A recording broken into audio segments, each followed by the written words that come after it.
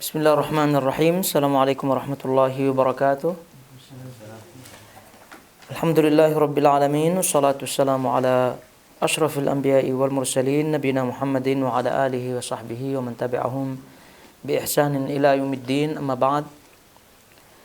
Hadirin hadirat yang dirahmati Allah Azza wa Jalla, kita kembali melanjutkan kajian rutin kita, dan tentunya ini adalah nikmat yang terbesar bagi kita, di mana masih kita diberikan taufik untuk melanjutkan dan mengikuti kajian kita, dan semoga Allah Subhanahu wa taala menerima semua amal soleh kita dan tentunya menjadikan sebagai pemberat timbangan nanti di Al-Mizan. Taib, dimaklumi kita memasuki poin yang ke-58, poin yang ke-58 dari kitab Masail Al-Jahiliyah, di mana poin yang ke-58 ini mirip atau sama ya dengan poin yang ke-57, dan juga bagian daripada poin yang sebelumnya, poin yang ke-56, juga yang ke sebelum-sebelumnya. Jadi kalau kita melihat poin yang ke-58 atau poin yang ke-57 ya, kita melihat di situ as-sabi'atu wal khamsun tahriful kalim an mawadhihi. Mereka, yaitu orang jahiliyah, mengubah firman Allah dari tempat-tempatnya. Kemudian yang ke-58 li al-sinah bil kitab. Mereka memelintir, maksudnya di sini memelintir merubah juga lisan mereka untuk mengubah kitabullah. Ini kalau kita melihat dua poin yang ini 57, 58 yang tadi kita sebutkan yang mirip-mirip ya. Dan ini adalah bagian daripada hilah, untuk memenangkan yang batil dan mengalahkan yang hak tentunya. Ya tentu hilah adalah akal-akalan saja. Hilah adalah cara untuk mengalahkan musuh dengan cara yang tidak diketahui atau dengan cara yang halus. Dan inilah dia salah satu hilah orang-orang yang batil untuk memenangkan diri mereka daripada orang-orang yang mengikuti kebenaran, yaitu tahrif al-kitab al-mawadhi. Mereka mengubah-ubah firman Allah, yaitu dalam poin yang ke-57. Ini sudah jelas ya, di mana tafsirnya itu sudah jelas daripada sahabat-sahabat Nabi SAW dirubah.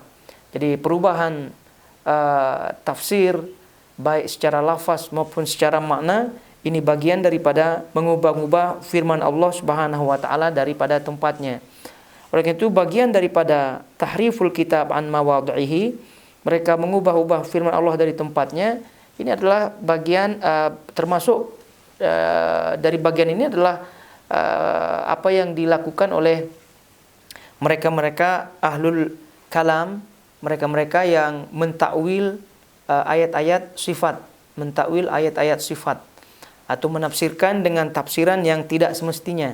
Jadi ketika mereka menafsirkan dengan tafsiran yang tidak semestinya, maka mereka masuk ke dalam poin ini, yaitu mengubah firman Allah daripada tempatnya.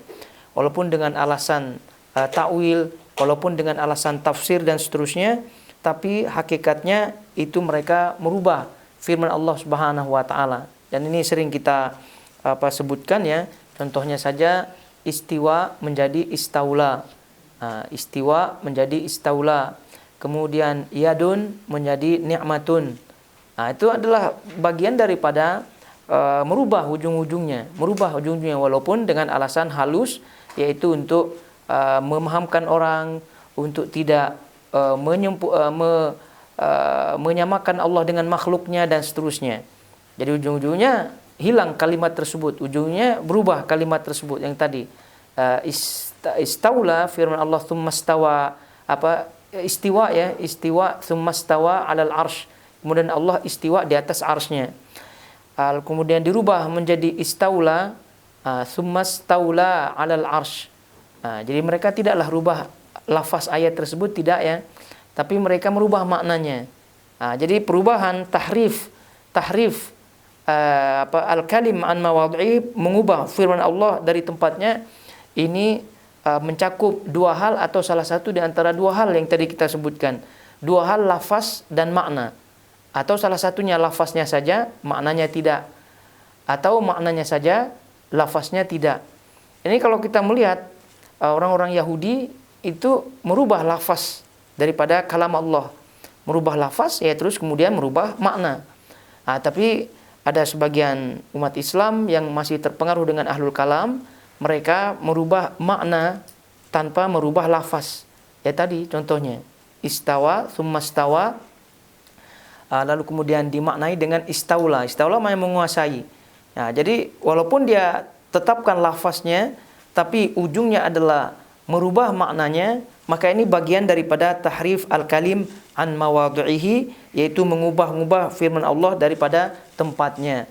Jadi itu inilah bahayanya al-kalam, yaitu mengedepankan, mengutamakan akal daripada naql. Jadi mengutamakan akal daripada naql. Ya, naql yaitu dalil-dalil daripada Al-Quran maupun As-Sunnah. Jadi itu poin yang ke-57, satu-satunya cara untuk selamat adalah at-taslim, yaitu menyerahkan sepenuhnya kepada Allah Subhanahu wa taala, ya, dengan tentunya mempelajari keterangan-keterangan ulama dalam hal tersebut.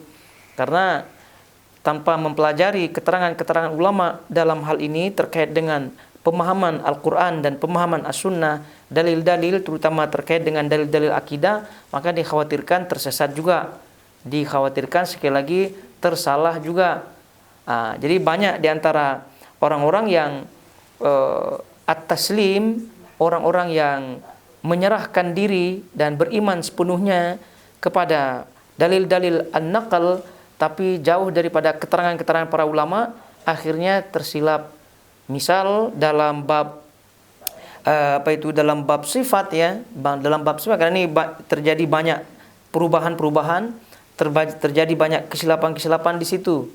Jadi karena tidak mempelajari, tidak memahami keterangan-keterangan ulama dalam bab-bab sifat, akidah dan seterusnya, jadi mereka tersilap.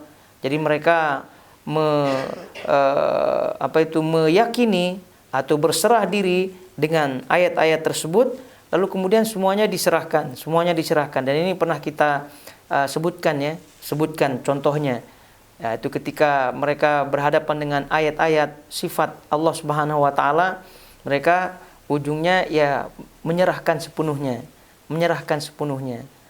dengan menyebutkan wallahu alam, menyerahkan sepenuhnya. Itu yang disebut dengan at-tafwid. Mereka dinamai dengan al-mufawwidah, yaitu at-tafwid.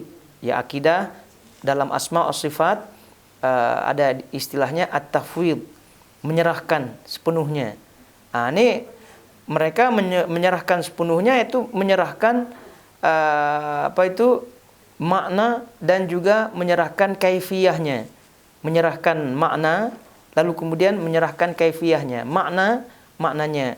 Ketika disebutkan apa makna sifat ini, mereka menyebutkan kita serahkan kepada Allah. Berarti intinya wallahu alam, Allah saja yang maha mengetahui. Lalu kemudian kaifiyahnya, cara daripada sifat tersebut, lebih tidak tahu lagi, hanya Allah yang mengetahui, kita serahkan saja wallahu alam. Ya, lagi-lagi kita contohkan sifat, ya semua sifatlah masuk ke dalamnya.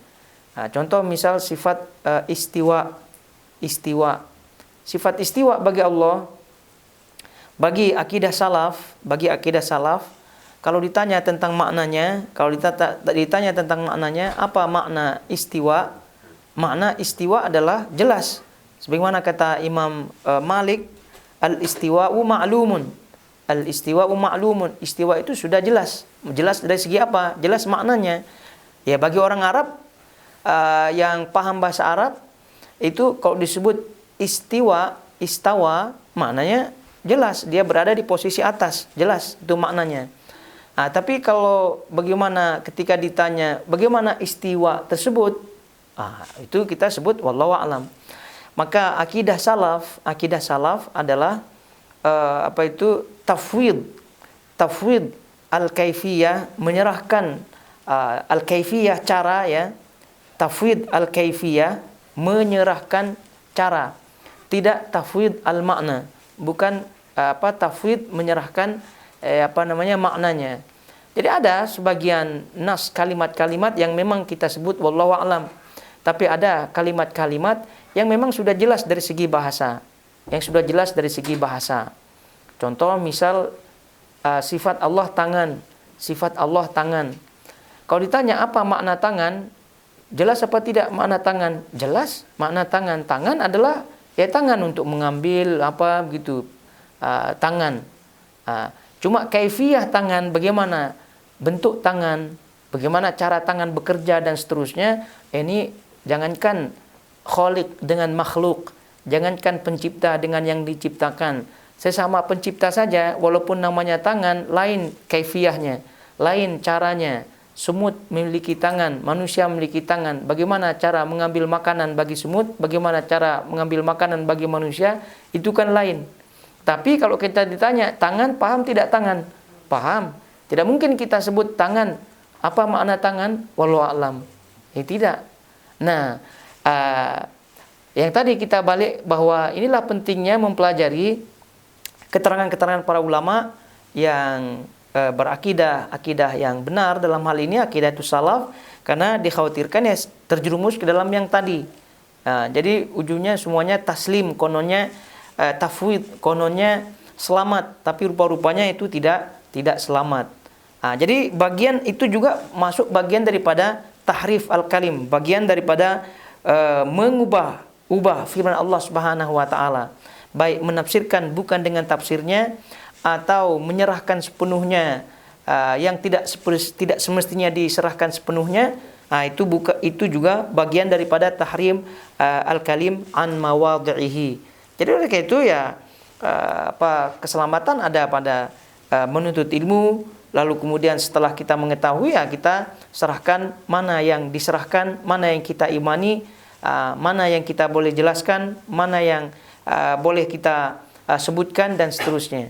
Karena ujung-ujungnya ini semua adalah aturan yang sudah dijelaskan oleh Allah Subhanahu wa taala melalui dalil-dalil yang ada untuk dijelaskan dan untuk kita pelajari itu semua yang melalui ulama-ulama yang mengikuti pemahaman-pemahaman salafus soleh dari zaman dahulu hingga zaman sekarang. Mereka itu ada.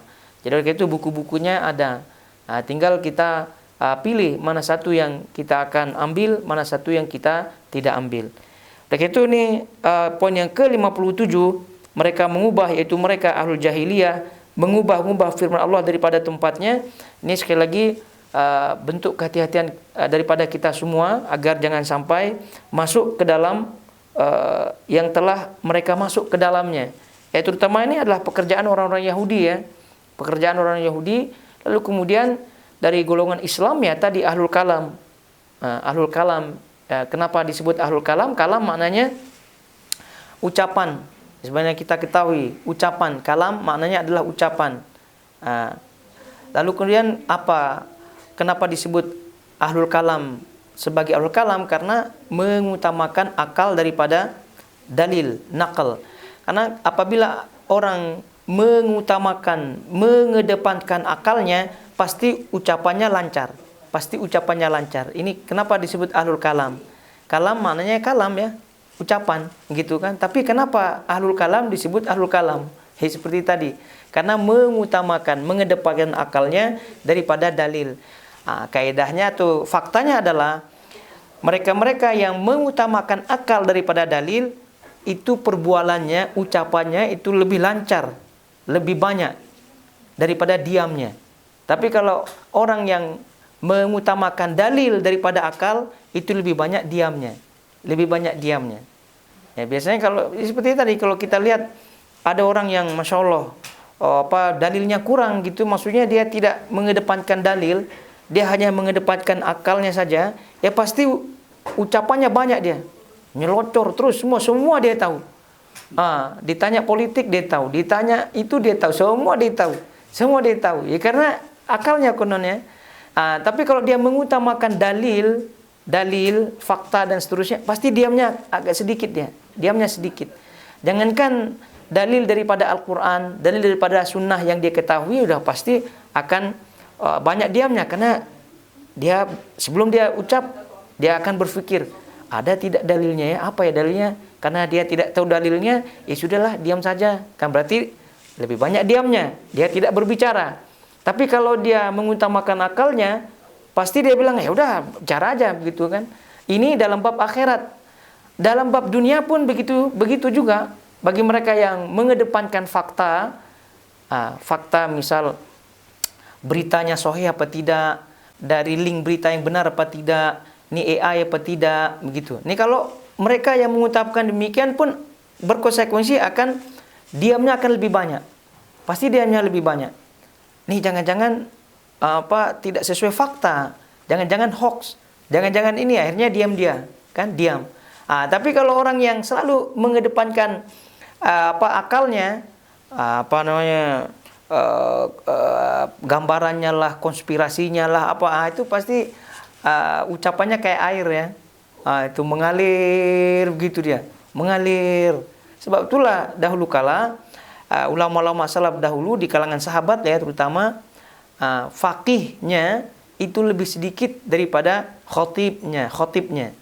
Jadi orang yang faqih, orang yang berilmu itu sedikit daripada orang yang pandai berretorika, pandai berpidato. Karena kalau orang yang pandai berpidato itu tidak perlu hafal dalil ya. Tidak perlu hafal dalil. Modal bisa atau boleh merangkai kata-kata, lalu kemudian dengan intonasi yang menggelegar, maka jadilah itu. Dilatih-latih seminggu, 2 minggu, jadi itu.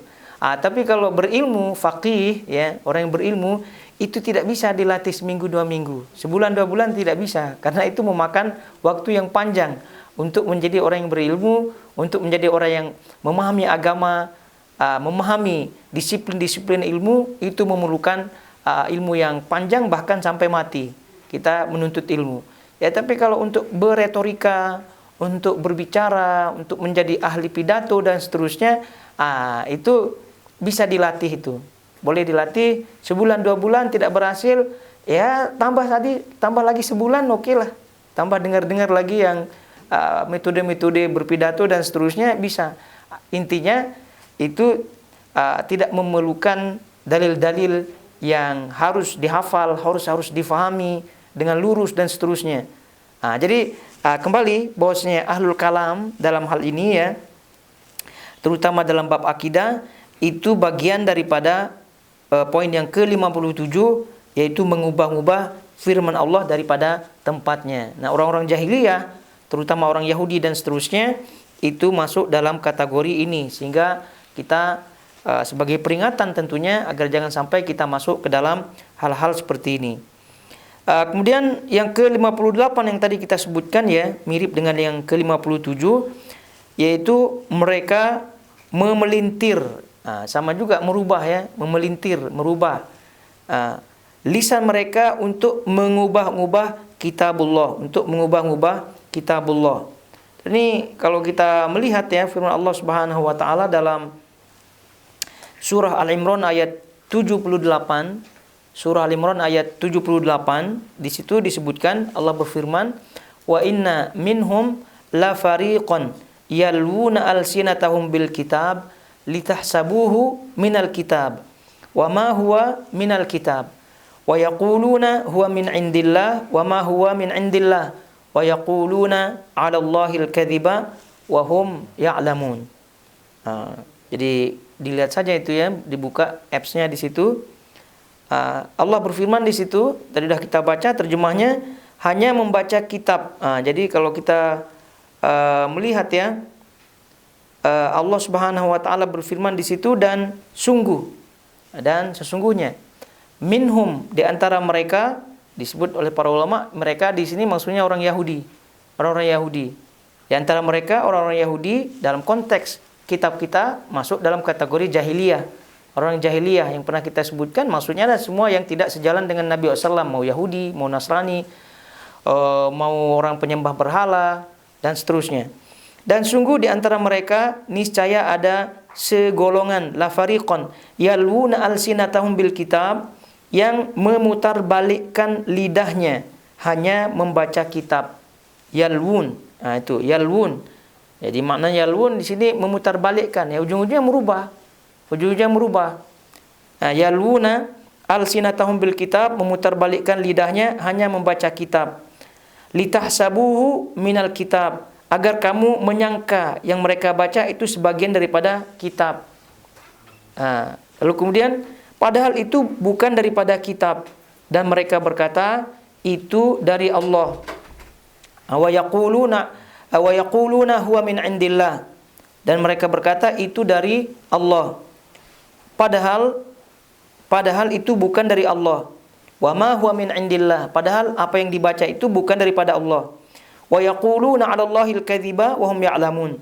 Mereka mengatakan hal yang dusta terhadap Allah padahal mereka mengetahui. Dan ini tentu yang poin yang sebelumnya merubah kalimat-kalimat Allah, lalu kemudian ini menipu. Kalau merubah kalimat-kalimat Allah yang tadi secara langsung mereka merubah. Kalau yang ini tipu-tipu. Jadi nampak baca Quran gitu kan, rupanya tidak. Nampak sholat, rupanya tidak. Nampak baik, rupanya tidak.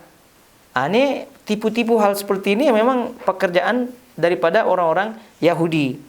Dan kalau kita melihat tafsir para ulama dalam hal ini, di antaranya adalah apa yang disebutkan oleh Syekh Abdurrahman As-Sa'di rahimahullahu ta'ala dalam tafsirnya. Kalau kita melihat, kata beliau, yukhbiru ta'ala anna min ahlil kitab fariqan yalwuna alsinatahum bil kitab ay yamilunahu wa yuharrifunahu anil maqsud bihi. Itu Allah memberitahukan dalam firman-Nya ini bahwa ada segolongan daripada ahli kitab, mereka membaca, memutar, itu membaca dengan lisan mereka Alkitab. Maksudnya adalah yamilunahu wa yuharrifunahu, mereka condong dan merubah. Merubah al-maqsud bihi, merubah maksud daripada firman Allah tersebut, Alkitab tersebut. Ya, mereka nampak kelihatannya membaca, nampak kelihatannya khusyuk gitu ya. Rupa-rupanya maksud daripada mereka adalah merubah firman tersebut. Kemudian kata beliau, hadza yashmal alli wa tahrif li alfadhihi wa ma'anihi. Dan ini termasuk atau mencakup di dalamnya merubah lafaz dan merubah makna. Ya, sama dengan keterangan sebelumnya.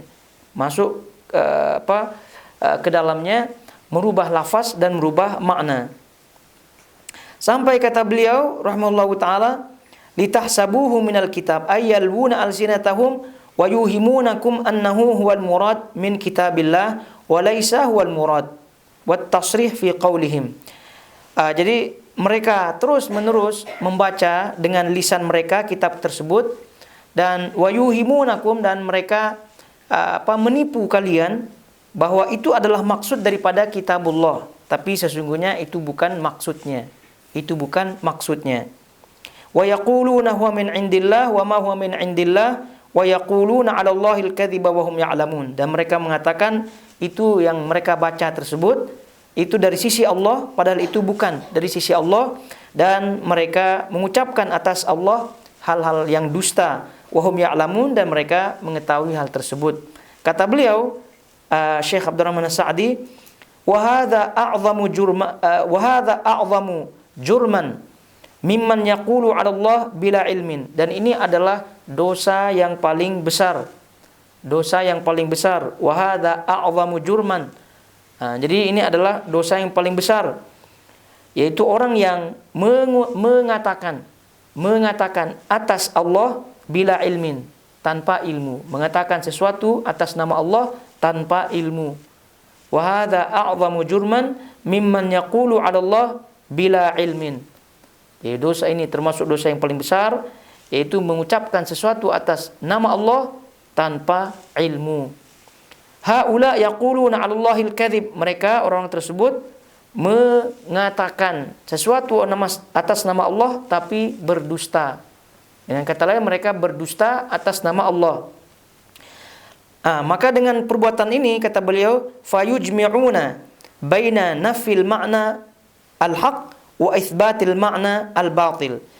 Maka dalam keadaan ini mereka mengumpulkan antara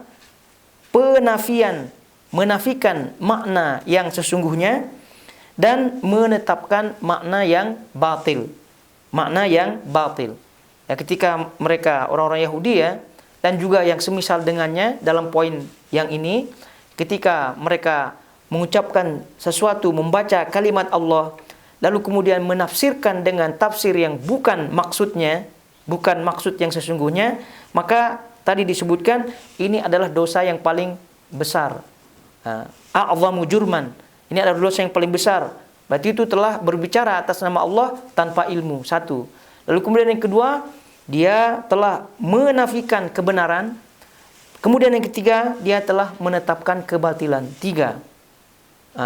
Dosa atas berdusta atas nama Allah, menafikan kebenaran, menetapkan kebatilan. Jadi ketika membaca ayat, lalu kemudian ayatnya ditafsirkan bukan dengan tafsiran yang benar, maka tiga kesalahan besar masuk ke dalam orang tersebut. Wa tanzilul lafdz dalli 'alal haqq 'alal ma'na al-fasid, dan menafsirkan makna yang benar dengan makna yang fasid, dengan makna yang rusak, makna yang batil, ma'a ilmihim bidzalika, padahal mereka mengetahui hal tersebut. Ini poin seperti ini tadi disebutkan, walaupun ayat ini konteksnya adalah Yahudi, yang memang itu adalah sifat mereka, suka memutarbalikkan fakta, tapi tidak sedikit kita temui orang-orang dari golongan Islam yang tidak menyukai kebenaran, tidak menyukai sunnah Nabi SAW, juga melakukan hal yang demikian. Membaca ayat, lalu kemudian membaca hadis, yang ujung-ujungnya adalah mendukung pendapat dia untuk mematahkan pendapat yang tidak sejalan dengannya. Itu berbahaya. Ya, masyhur ya, kita tahu banyak musik itu kan diharamkan oleh Allah Subhanahu wa taala. Datang ada orang yang membaca ayat tentang musik, itu bukan musik yang dimaksud. Gimana? Itu bukan musik yang dimaksud. Ini berarti menafsirkan sesuatu yang bukan pada tafsiran yang sesungguhnya. Berarti ini adalah jurman, a'zamu jurman, yaitu dosa yang paling besar, karena mengatakan sesuatu atas nama Allah padahal itu dusta. Karena demikian dia dipercaya oleh orang, jadi akhirnya terputar. Yang tadinya hak menjadi batil, yang batil menjadi al-haq. Jadi membaca hadis, membaca Quran ditafsirkan sesuai dengan pendapatnya, sesuai dengan kemauannya. Dibacakan hadis, ditafsirkan dengan kemauannya. Ini betapa banyak hal-hal ini yang kita temukan ya di tempat kita, karena memang mereka tidak mau tunduk kepada kebenaran. Jadi oleh itu hal seperti ini, hadirin semuanya yang dirahmati Allah Azza wa Jalla, ini kita betul-betul waspada dengan hal-hal yang seperti ini. Jadi memegang kita punya prinsip atas dasar ilmu itu menjadi hal yang wajib ya, hal yang lazim, yang menjadi prinsip bagi kita. Karena kalau kita tidak pegang kita punya prinsip atas dasar ilmu yang sahih, maka tentu terombang-ambing dengan fakta-fakta yang kita melihat. Ya tadi ada orang yang merubah kalimat Allah secara langsung, ada yang tidak langsung namun dengan cara yang halus-halus, bacaan Qur'annya lalu kemudian ditafsirkan dengan tafsiran yang dia sukai, ya seperti orang Yahudi lah yang tadi disebutkan, membaca kitab, tapi rupanya bacaan tersebut ada kemauan, maksud yang terselubung daripada kemauan-kemauannya yang batil, dan merubah al-haq menjadi yang batil. Dan ini sekali lagi hal-hal yang banyak kita jumpai ya, orang-orang seperti itu. Ya Yahudi udah jelas ya, tapi yang kita hadapi di lingkungan kita, di Nusantara dan seterusnya, itu banyak sekali. Terutama kita melihat di channel-channel yang ada, baik di YouTube lah, baik di Facebook lah dan seterusnya. Itu kadang geleng-geleng kepala kita melihat ada orang-orang yang sudah jelas firman Allah maksudnya demikian, namun dirubah-rubahnya, namun ditafsir-tafsirkannya sesuai dengan kemauannya dan seterusnya. Taib, jadi poin yang ke-57, poin yang ke-58 itu tadi kita sebutkan. Lalu kemudian kalau kita menyebutkan poin yang ke-59, juga selanjutnya 60, 61, itu semua mirip-mirip ya. Kalau kita melihat 59, at-tasi'atu wal khamsun talqibu ahlil huda bis-sibah wal hasyawiyah. Mereka menjuluki orang yang mendapatkan petunjuk dengan shaibah. Jadi subah atau shaibah dan hasyawiyah. Ini juga sudah kita lalui dan ini tidak heran ya, tidak heran. Ini memang dari dahulu kala, bahkan Nabi SAW pun dijuluki Majnun, ya, Majnun, syair, penyair, orang gila dan seterusnya. Itu Nabi SAW. Lalu kemudian sebelumnya Nabi-Nabi sebelumnya dijuluki sesat dan seterusnya. Dan ini akan terus menerus seiring zaman akan menyesuaikan. Kalau zaman kita sekarang sering kita dengar Wahabi, sering kita dengar Salafi. Kalau zaman dahulu sebelum Wahabi Salafi terkenal ada Muhammadiyah kalau dahulu. Tapi sekarang udah agak ringan dia. Muhammadiyah dah agak ringan. Jadi dahulu tahun-tahun 90-an kalau orang tidak zikir jamaah setelah sholat, itu Muhammadiyah katanya. Itu Muhammadiyah katanya. Tapi karena Muhammadiyah sudah di pandangan mereka sudah ringan-ringan, jadi sudah tidak menjadi julukan lagi, tidak menjadi gelaran lagi. Rupanya ada yang lebih ekstrim daripada Muhammadiyah, yaitu Wahabi, kan? Wahabi. Rupanya Wahabi ya masih sih Wahabi, cuma muncul lagi katanya Salafi. Muncul lagi katanya Salafi dia. Dan seterusnya daripada golongan-golongan. Kalau kita melihat gelaran-gelaran yang dahulu kala mereka ya itu menjuluki orang yang mendapatkan petunjuk dengan shaibah atau bis-sibah. Shaibah, as-sibah. As-sibah atau as-shaibah orangnya itu maksudnya adalah yang keluar daripada agama. Yang keluar daripada agama. Ya, mirip dengan murtad. Mirip dengan murtad, keluar. Jadi as-shaibah maknanya keluar daripada agama. Dan ini juga kita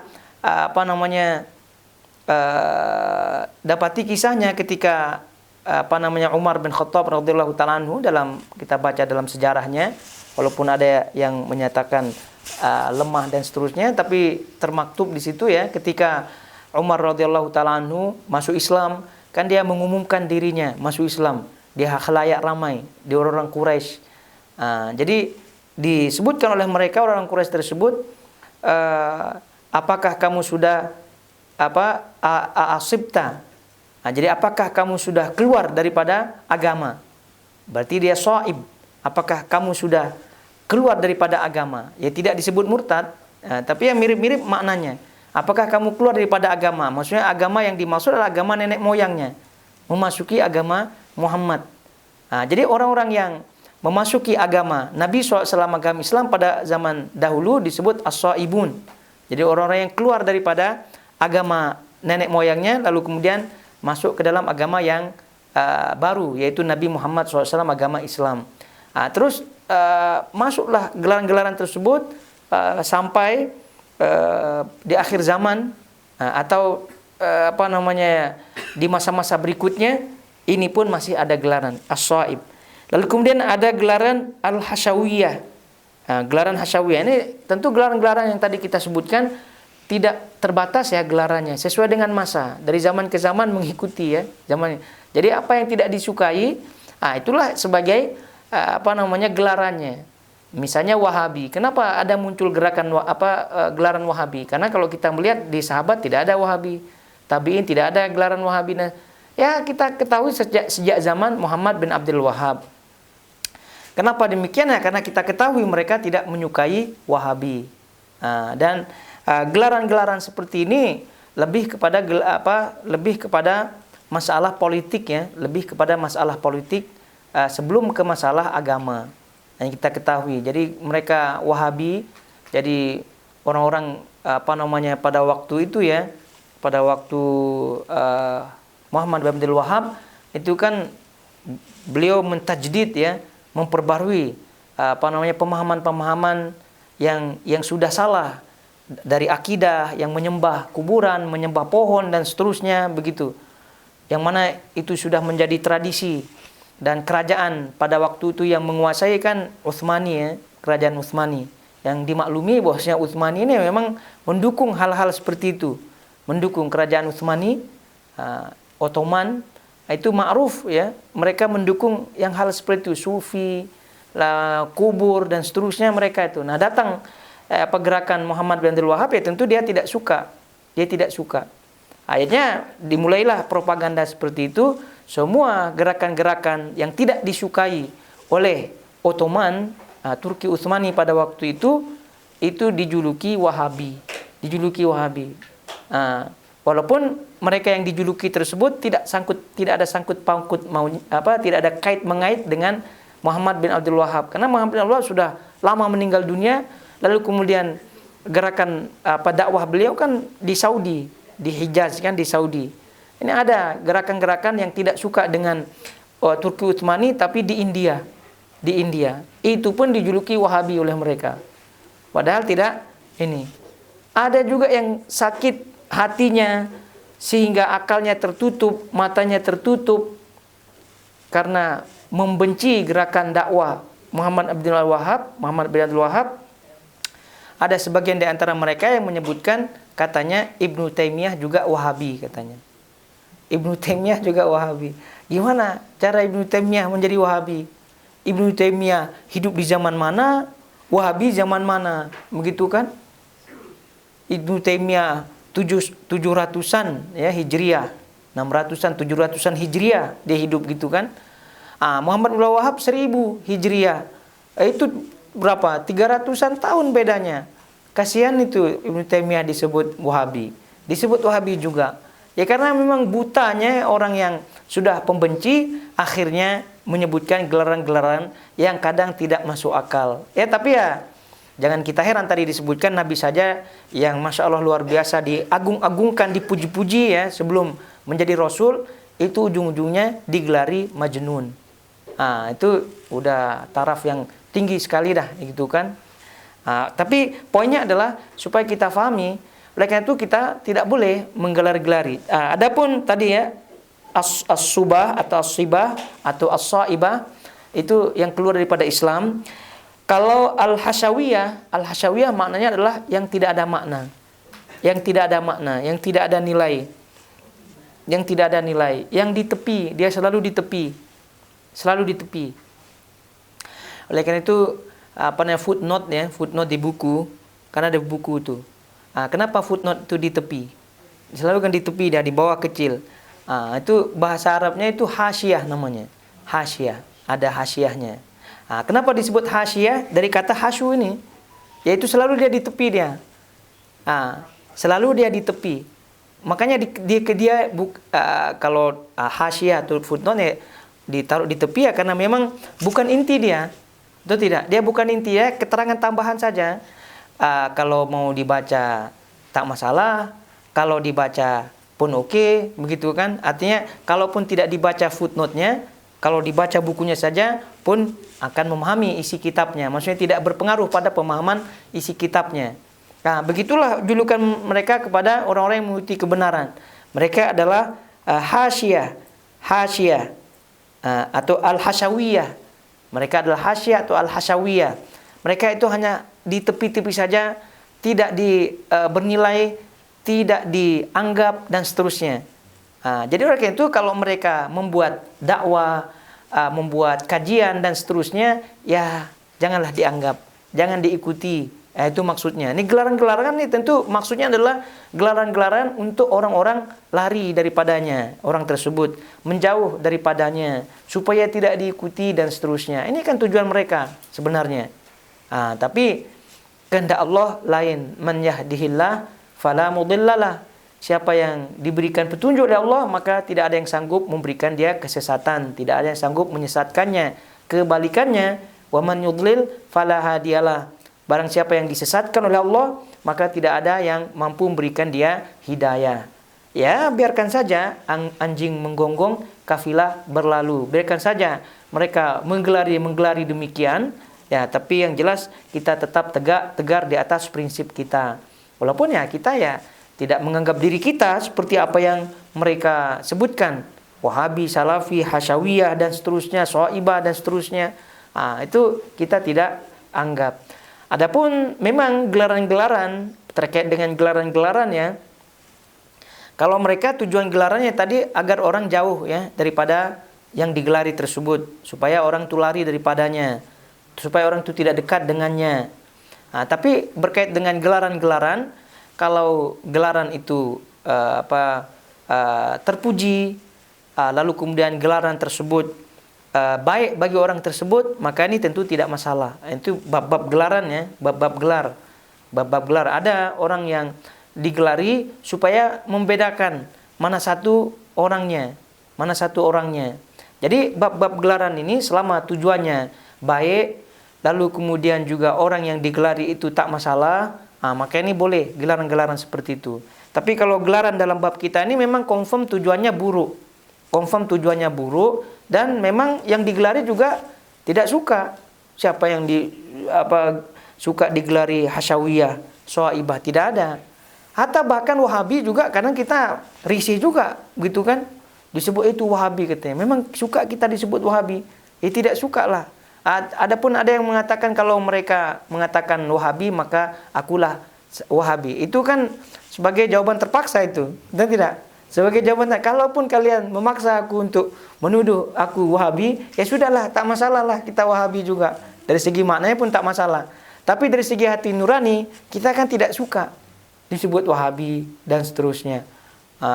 Oleh karena itu kalau bab gelaran ini selama tujuannya baik, lalu kemudian orang itu oke, tak masalah, dan ada maslahat di situ, maka ini pun tak masalah. Kalau kita melihat Nabi SAW kan gelarannya juga banyak. Tentu gelaran yang baik, Al-Amin, lalu kemudian juga yang lain lah. Begitu gelaran Nabi SAW juga para ulama-ulama yang lain, As-Siddiq gitu kan, Abu Bakar As-Siddiq, Umar Al-Faruq. Itu ada gelaran-gelaran, tapi gelarannya yang baik. Gelaran yang baik. Ada gelaran-gelaran yang yang tidak baik, tapi ada tujuannya. Itu pun dibolehkan oleh para ulama untuk membedakan karena ada tujuannya. Ada banyak Sulaiman, kan? Ada banyak Sulaiman perawi hadis. Ulama-ulama banyak namanya Sulaiman. Tapi yang menonjol adalah yang pincang, Sulaiman yang pincang. Maka sebab itulah digelari dia Al-A'raj. Jadi kalau baca perawi-perawi hadis, ini diriwayatkan oleh Al-A'raj katanya. Ini diriwayatkan oleh Al-A'ma katanya. Ini diriwayatkan oleh yang pincang. Ini diriwayatkan oleh yang buta. Ini kan kalau gelaran-gelaran seperti ini kan sepertinya buruk ya. Tapi rupa-rupanya ini diterima oleh para ulama dan bahkan menjadi pembeda antara yang lain-lainnya. Jadi kalau disebut Al-A'raj berarti tidak lain Sulaiman lah maksudnya itu. Tidak ada lain. Memang banyak nama Sulaiman. Tapi yang A'raj, yang berilmu dia, yang pincang dia.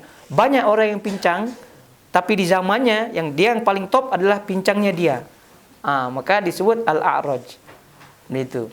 Ada juga gelaran-gelaran ya, karena ini gelaran-gelaran dipelajari juga di dalam ilmu-ilmu riwayat ya. Dan ini sebagai penarik-penarik saja begitu.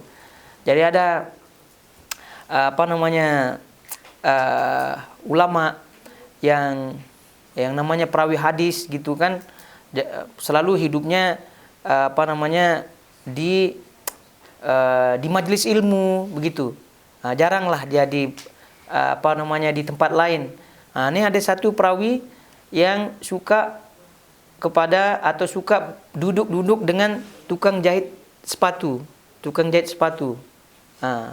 Jadi maka para ulama pun kawan-kawannya menggelari dia sebagai Al-Hadza. tukang sepatu.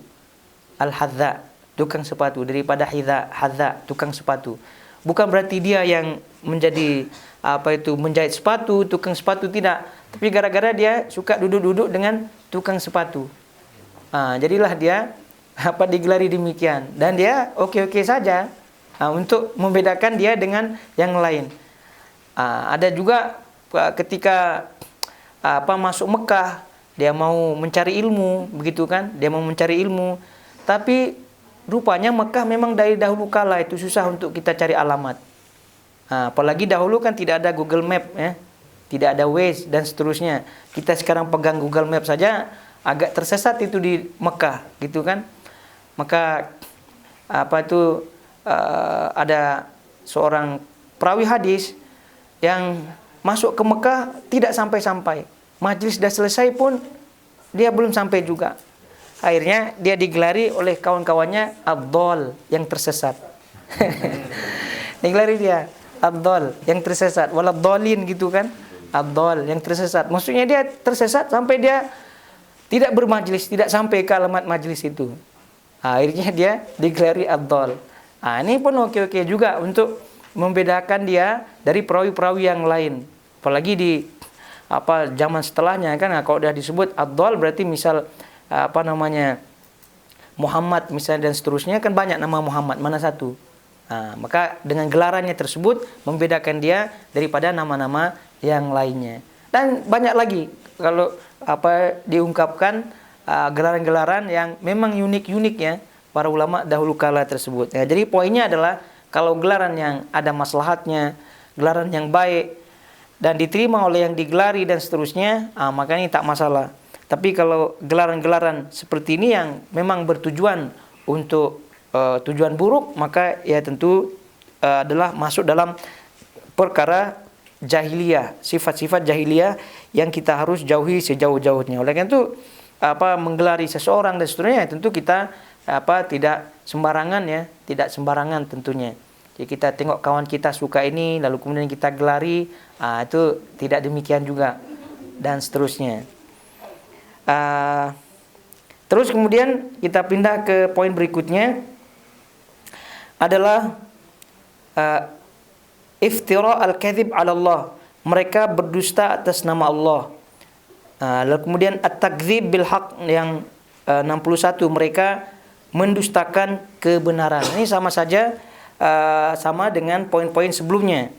Mereka berdusta atas nama Allah. Jadi kalau sudah berdusta atas nama Allah, itu sudah masuk ke mengubah-ubah firman Allah. Begitu juga masuk kepada memelintir lisan mereka. Ya, bagaimana tidak mereka berdusta, takdzib Allah? Kita baca di surah Al-Baqarah itu mereka sebutkan, waqalu lan tamassana an-nar illa ayyaman ma'dudat. Jadi mereka mengatakan ya mereka tidak akan tersentuh api neraka kecuali hanya beberapa hari saja. Wa qalu lan yadkhulal jannata illa man kana hudan aw nasara. Jadi mereka mengatakan tidaklah masuk surga kecuali orang yang Yahudi dan orang Nasrani. Dan seterusnya daripada klaim-klaim mereka yang seolah-olah mereka mereka lah yang lebih baik, mereka lah yang selamat. Wa qalatil yahudu laisatin nasara ala syai' wa qalatin nasara laisatil yahudu ala syai'. Jadi saling menuduh. Juga demikian. Jadi Yahudi mengatakan Nasrani itu tidak memiliki dasar apapun. Nasrani mengatakan Yahudi tidak memiliki dasar apapun. Dan seterusnya daripada ucapan-ucapan mereka yang menyebutkan dusta atas nama Allah Subhanahu wa taala.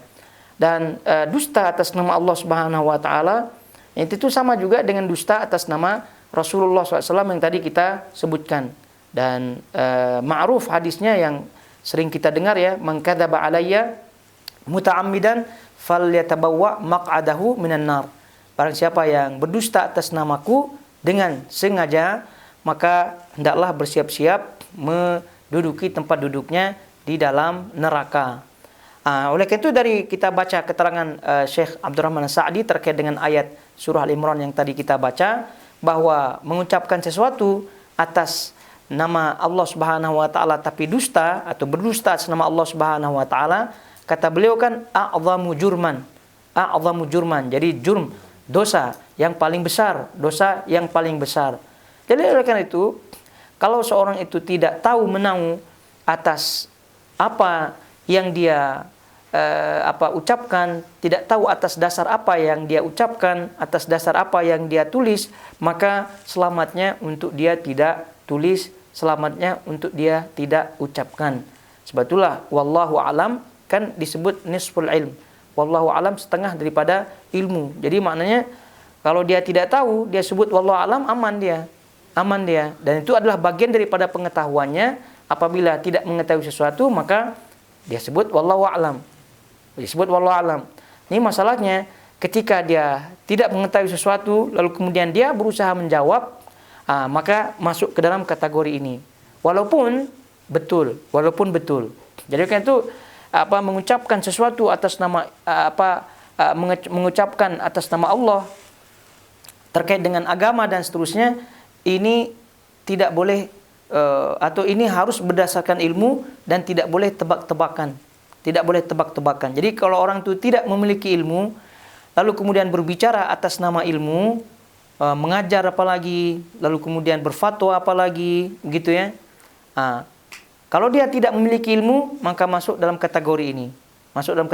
Maksudnya dia tidak ada pengetahuan sebelumnya. Walaupun misal, ternyata dia ditanya, apa hukumnya ini? Dia tidak ada ilmu sebenarnya kan, tapi dia jawab, oh ya, boleh. Atau dia jawab, oh ya, tidak boleh. Nah, jawabannya tidak boleh. Dia jawab, padahal dia tidak memiliki ilmu, tapi dia jawab tidak boleh. Ternyata setelah dicek-cek, setelah ditanya orang lain, gimana hukumnya kalau gini? Tidak boleh. Alhamdulillah, begitu kan? Ya, betul juga katanya, betul.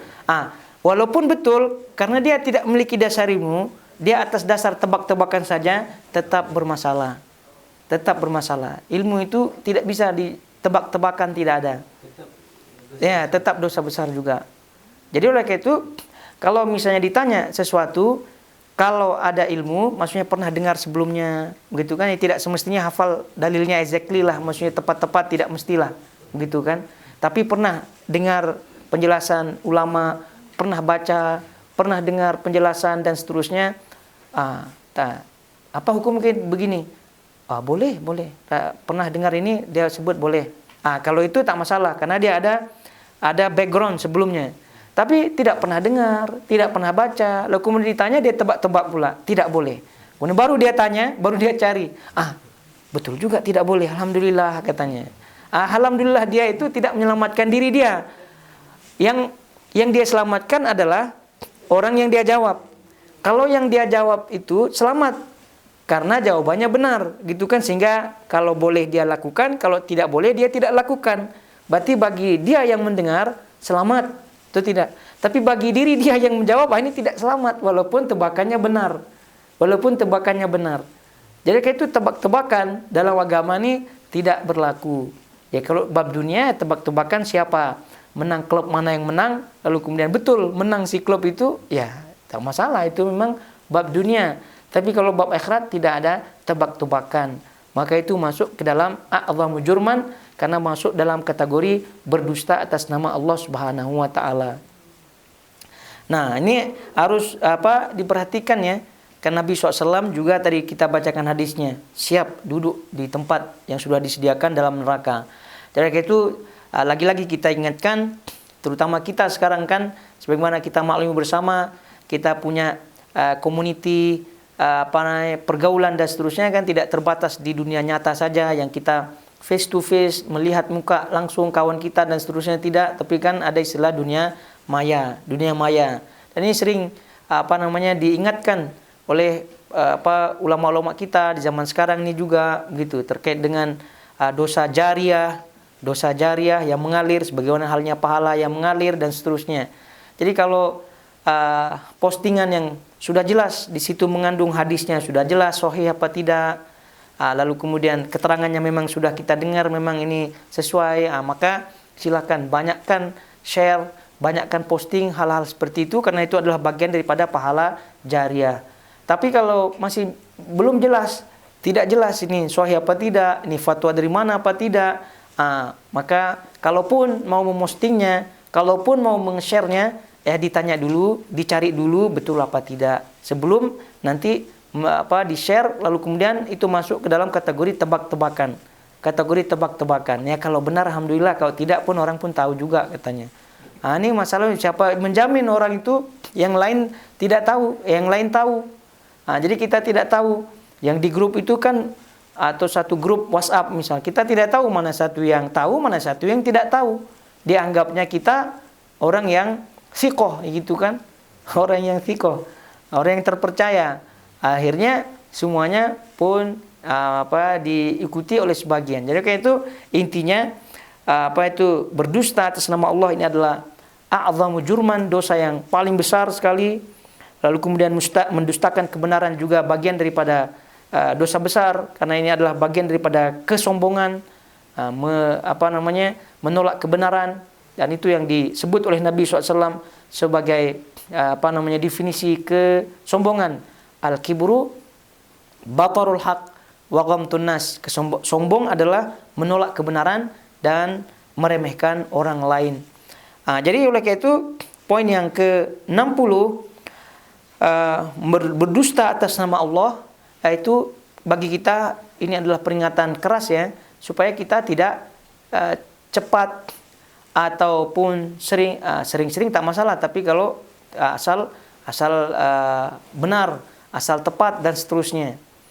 Lagipun yang di zaman kita sekarang ini ya, di zaman WhatsApp dan seterusnya, kalau mampu share sebanyak-banyaknya kebenaran, maka silahkan di media sosial kita, misal yang memiliki Facebook, yang memiliki YouTube dan seterusnya, itu kebenaran-kebenaran kalau sudah pasti hendaknya diperbanyak untuk menyaingi kebatilan, jadi apa yang kita ucapkan dan apa yang kita sebutkan daripada keterangan-keterangan seperti ini bukan untuk menakut-nakuti ya. Berarti kita nanti bermasalah gitu, tidak juga. Karena banyak ilmu-ilmu yang sudah jelas kita ketahui ini benar, begitu kan? Kita ketahui ini sunnah, kita ketahui ini bid'ah dan seterusnya. Maka ya silahkan kita share sebanyak-banyaknya, Tapi ada hal-hal yang memang kadang-kadang kita ragu-ragu nih benar apa tidak begitu. Maka itu perlu ditanyakan terlebih dahulu lalu kemudian di-share. Ya terutama di zaman kita sekarang ini kan sudah jelas kita tahu Christmas yang yang sekarang ini banyak kaum muslimin yang terjerumus ke dalamnya. Itu ya kita bagi, share dan seterusnya, itu tak masalah karena memang sudah perkara sudah jelas. Jadi intinya perkara yang sudah jelas maka kita betul-betul semangat. Tapi perkara yang tidak jelas ya hendaknya kita kontrol diri sebelum kita share dan seterusnya. Karena dikhawatirkan masuk ke dalam berdusta atas nama Allah. Kemudian ya itu sudah ya 60, kemudian 61 mereka mendustakan kebenaran, sudah juga tadi ya. Mereka mendustakan kebenaran maknanya tidak menerima kebenaran. Tidak menerima kebenaran itulah kesombongan yang hakiki. Dan ini dimaklumi bersama. Kesombongan yang pertama, mendustakan kebenaran, itu adalah dosa makhluk yang pertama, yaitu iblis.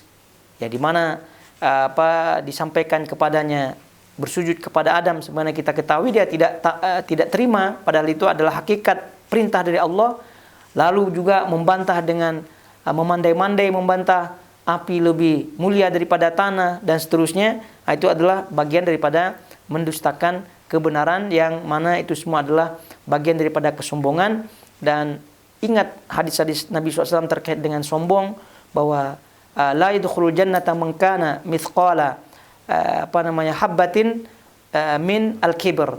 Jadi kata Nabi SAW, seorang itu tidak akan masuk surga siapa yang ada pada hatinya sekecil apapun bentuk kesombongan. Jadi sekecil apapun bentuk kesombongan, maka dia tidak akan masuk surga.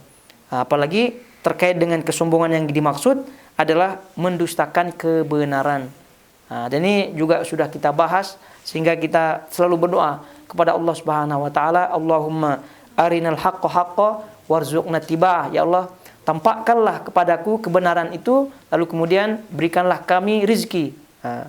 Wa arinal haqqa haqqa warzuqna tiba'ah, berikanlah kami rizki, kan disebut warzuqna, berikanlah rezeki kepada kami untuk mengikuti. Maka mengikuti kebenaran adalah bagian daripada rezeki, bagian daripada rezeki. Allahumma arinal haqqa haqqa warzuqna tiba'ah wa arinal batila batila, dan tampakkanlah kebatilan, warzuqna ijtinabah, dan berikanlah rezeki kepada kami untuk untuk menjauhkannya atau tidak mengikutinya. Maka mengikuti kebenaran lalu kemudian terjauh daripada kebatilan itu adalah bentuk rezeki, bentuk daripada rezeki. Maka dilihat kalimat-kalimatnya itu.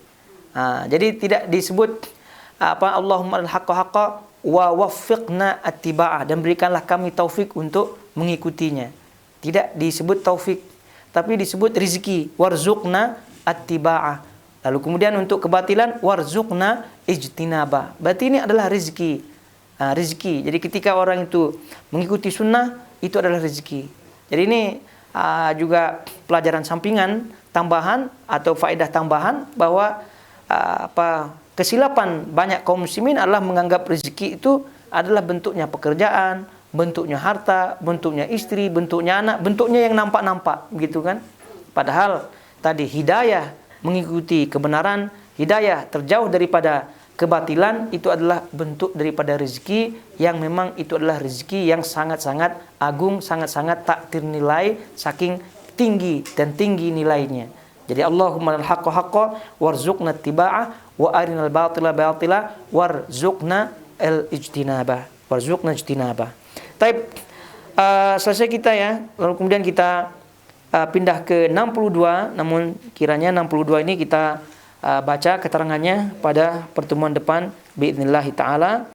Ustaz, kalau kita macam kita pernah dengar-dengar. Pernah dengar-dengar tapi kita tak amalkan sesuatu tu. Kemudian ada orang bertanya.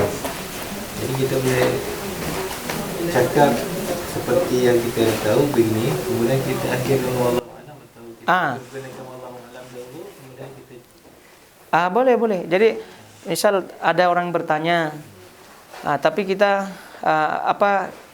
sudah lamalah kita mungkin karena kita tidak amalkan, tapi kita masih ingatlah keterangan tersebut kan, bahwa intinya keterangan ini boleh kan.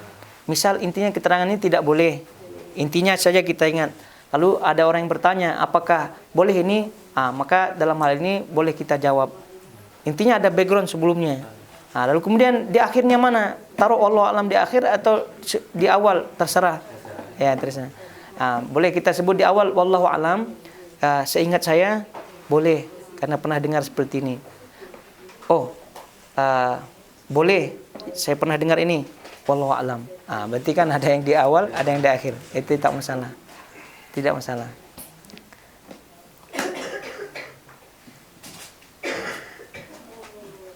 Betullah kalau tengok fatwa-fatwa Islam web, tuh itu selalu di ujungnya itu wallahu alam di bawahnya. Ya karena memang ujung-ujungnya Allah lah yang paling mengetahui tentang hukum sesuatu, paling mengetahui kebenaran sesuatu. Adapun yang kita jawab ini sebatas pengetahuan kita saja. Sebatas pengetahuan, tapi jangan belum ada batasan pengetahuan sudah jawab, berarti zong istilahnya kan, dah kosong, bagaimana? Maka ada istilah pepatah faqidus syai' la yu'ti. Jadi orang yang hilang sesuatu, tidak memiliki sesuatu, tidak bisa memberi. Tak boleh memberi. Jadi dia tak memiliki duit, lalu kemudian dia mau kasih orang duit, dari mana? Kalau menyimpulkan saya pernah dengar ada yang bilang bahwa potong kuku usul itu dari kiri. Padahal kan hadisnya nggak ada. Tidak ada. Nah, itu gimana, Pak? Sehingga dia menyimpulkan bahwa kalau Rasulullah potong kuku itu dari kiri duluan, gitu. Padahal kan nggak ada hadisnya kan? Tidak ada. Ya kalau mengambil pendapat seseorang yang pernah didengar, maka tak masalah. Dia mengambil pendapat berdasarkan pendapat orang tersebut. Karena kan kalau kita melihat pendapat dalam hal ini, kaedahnya bab yang baik-baik, kaedahnya tidak ada dalilnya ya. Kaedah umum bab yang baik-baik itu didahulukan yang kanan. bab yang tidak baik didahulukan yang kiri. Maka kalau ditanya mana dalilnya mendahulukan kaki kanan masuk masjid, mendahulukan kaki kiri masuk toilet, itu kalau dilihat dalilnya tidak ada dalilnya. Tidak ada dalilnya. Yang ada hanya doa masuk masjid, yang ada doa masuk toilet. Tapi untuk mendahulukan kaki yang mana satu itu tidak ada. Tapi itu ya kesimpulan daripada ulama bahwa membab adab, ya, adab itu biasanya yang baik-baik itu kan yang bersih-bersih, yang baik-baik itu kan adabnya kanan lebih dahulu. Seperti misal yang baik-baik makan, kul biyaminik, makanlah dengan tangan kananmu, kata Nabi kan, ini makan. Maka dikiaskan kepada yang baik-baik dengan makanan dan seterusnya, itu mendahulukan yang kanan. Tapi kalau mengambil pendapat ini ya tak masalah, tidak masalah. Lalu kemudian menjawab orang dengan jawaban seperti itu pun juga tak masalah, tidak masalah. Jadi oleh karena itu intinya ada background dahulu. Inti poin ini adalah ada background. Jangan belum ada background lalu kemudian potong kuku di apa namanya, dimulai dari kiri. Betul apa tidak? Betul, ada sunnahnya katanya. Kalau dia sebut ada sunnahnya berarti keliru. Beda jawabannya. Misal ditanya oleh kawannya, potong kuku dari mana ya? Katanya, setahu saya dari kiri, karena nih bab apa namanya ini kan kuku kotor kan dari kiri. Oh, dari kiri. Tapi kalau dia jawab dari kiri atau dari kanan? Dari kiri. Betul apa tidak? Iya, ada sunnahnya. Katanya. Kalau ada sunnahnya berarti masalah. Ya, karena kalau udah sebut ada sunnahnya berarti memerlukan dalil. Ini tidak ada dalil berarti dia bohong. Masalah. Ya, jadi harus harus betul-betul.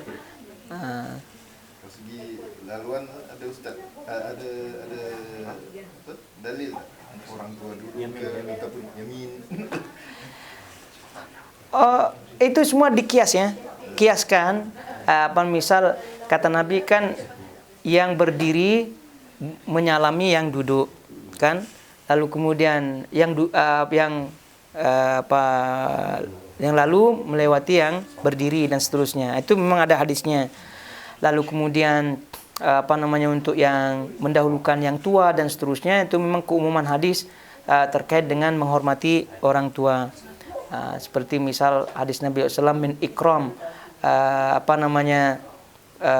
min ikramil mar'i ikram dzu asyaib atau kama qala sallallahu. Jadi di antara adab memuliakan adalah memuliakan orang yang sudah beruban, maknanya yang sudah tua, memuliakan. Jadi bab secara keumuman seperti itu dipakai untuk bab ini. Jadi oleh karena itu bab seperti mendahulukan orang tua yang lebih tua, lalu kemudian tadi yang yamin dan seterusnya, itu semua adalah bab-bab kias. Sehingga mengamalkan pun tak masalah. Prioritas maknanya instead of yamin orang tua lah dulu. Oh ya, seharusnya lebih kuat sisi pendalilannya lah. Tapi kalau sama-sama muda ya udah yamin gitu kan. Tapi kalau ada yang tua mau yamin, mau kiri, mau kanan, itu yang tua lebih dahulu lah. Kan. Semua yamin.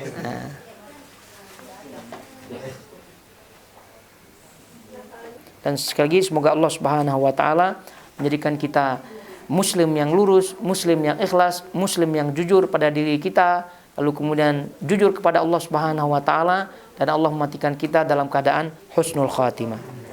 Barakallahu fikum semuanya, wa sallallahu ala nabiyina Muhammad wa ala alihi wa sahbihi wasallam. Wassalamualaikum warahmatullahi wabarakatuh.